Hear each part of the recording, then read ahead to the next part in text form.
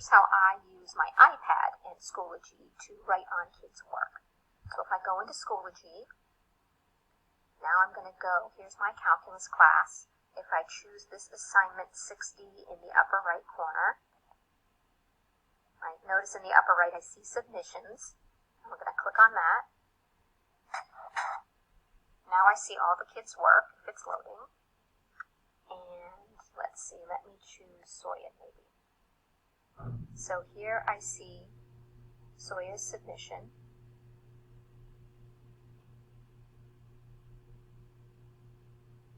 And you can see what I've actually already written on it. So now if I go into her writing, I choose up in the upper right corner, there's something that looks like a marker. It's to the left of those little bars. If I press that, then to the left, I see a little pencil. If I press the circle next to the pencil, or actually I need to press the pencil first, then you see the color green. I think red actually works the best, so if I press the green, again, I get a choice of the 4 colors. I'm going to choose red. Now, if I want to go into her work, right, I can zoom in with my fingers if I want to. And now here's where I could go in and write, right, or circle, or draw an arrow to something. You can see that I've already put stuff on her work here.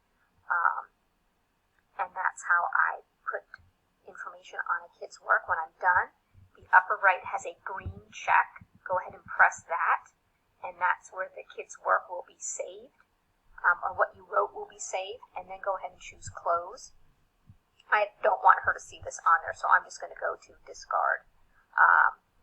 And then that's how I write on a kid's work, right? Again, remember, you probably already know, you can go ahead and put a grade in for it, and you can type a word in there as well.